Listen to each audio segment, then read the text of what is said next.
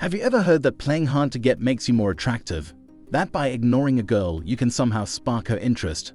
Well, the truth is, it's not that simple. But there is some psychology at play here. So, is ignoring a girl ever a good idea? And if so, how do you do it without just coming off as rude? Stick around because we're about to crack the code on the secret psychology of ignoring a girl and reveal whether it's a dating myth or a mysterious mind game that actually works. Alright, let's talk about the whole idea of ignoring someone you're interested in. You might think that if you don't give them enough attention, they'll forget about you. But actually, the opposite might be true. When you're not always available, it can make the other person more interested in you. Think about it. When someone you like doesn't reply to your text right away, do you forget about them? No, you probably keep checking your phone, waiting for their reply. And if plans with that person get cancelled, do you suddenly lose interest, or do you find yourself wanting them even more? It might sound a bit strange, but it's how human psychology works. When something seems a bit out of reach or uncertain, we tend to desire it even more. So instead of bombarding someone with constant attention, sometimes giving them a bit of space can actually make them more interested in you. Now, when I say ignore, I don't mean you should completely ignore the person. It's more about not always being the one to initiate contact or being overly available. For example, you don't have to text them every single night or always be the one making plans. By creating a bit of mystery and unpredictability, you can make yourself more intriguing and desirable to the other person. It's all about finding the right balance between showing interest and giving them space to come to you. Ignoring someone doesn't mean you're completely cutting them off. It's more about not always feeling the need to immediately respond to their texts or give them all your attention when you're around them. For example, imagine you get a text from someone you like, but you don't have to reply right away. Instead of feeling pressured to respond immediately, you can take your time and reply when it feels right for you.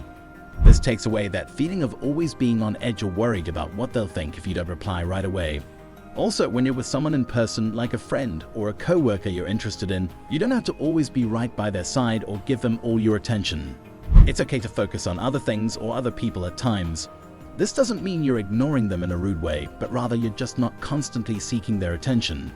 Now, let's talk about checking in. This is when you send someone a text just to remind them that you're still around. But here's the thing, constantly checking in can come off as needy. It's like you're seeking reassurance from them, which isn't attractive. On the flip side, always responding to their texts immediately can also backfire. It can make you seem too available, and people tend to value things that are a bit harder to get. Think about it like this. If your favorite celebrity replied to every fan email right away, it wouldn't feel as special, right? It's the same with texting.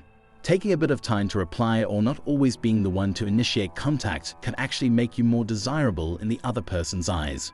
It's all about finding that balance between showing interest and not being too eager. When someone is always available, always texting back immediately, it can give off the vibe that they have nothing else going on in their life.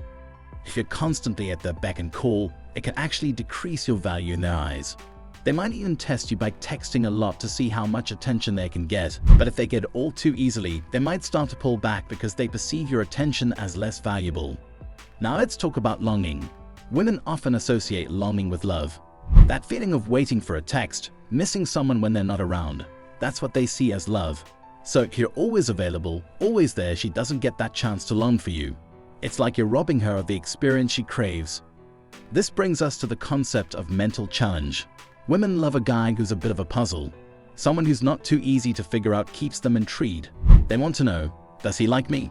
How much does he like me? Is he seeing other people? If you're too predictable, too easy to read, it takes away that challenge. It's like a game for them to figure you out, and if you're too straightforward, the game loses its appeal. So by strategically ignoring a woman, not in a mean or rude way, but by not always being readily available and predictable, you're actually tapping into these psychological principles. You're giving her space to long for you, you're presenting a mental challenge that keeps her interested, and you're increasing your perceived value by showing that you have a life beyond just texting her. But remember, it's all about balance. You don't want to completely ignore her or play games. It's about finding that sweet spot where you show interest, but also maintain your own life and priorities. It's about being genuine and authentic while also understanding the dynamics of attraction and human psychology. It's like a mental challenge for her, and surprisingly, women actually enjoy it. Ever heard of girl talk? You know, where they analyze every little detail of your behavior. Well, if you deprive her of that, she might start feeling like something's missing. It's that element of trying to figure you out that keeps her intrigued and invested. Now, onto the next aspect, hot and cold behavior. It's when someone is sometimes really into you and other times seems distant or uninterested. You might think you hate it, but deep down, it's oddly addictive. There's actually science behind it. It's called the psychology of unpredictable rewards. Think about gambling, that rush you get when you don't know if you'll win or lose. It's the same feeling in dating when you're not sure if someone will be super affectionate or distant. You keep chasing that hot moment, even though it's not consistent. But here's the thing, you got to do this right. You can't just flip-flop between hot and cold randomly. It's about creating that balance of giving her attention, but also keeping her guessing a bit. It's like a delicate dance of showing interest, but not making it too easy for her. That's where the real magic happens in keeping her hooked. But if you're always ignoring her, she might start to think you're not interested, or worse, she might assume you're not into women at all. On the flip side, if you're constantly giving her all your attention, she might lose interest too. It's like a seesaw. You don't want to lean too far in one direction. Being independent and self-governing is incredibly attractive. When you meet someone who's passionate about their career, their hobbies, and their friendships, they naturally give less attention to one specific person. And strangely enough, that makes them even more attractive. For example, imagine you're at a party and you're talking to someone you like.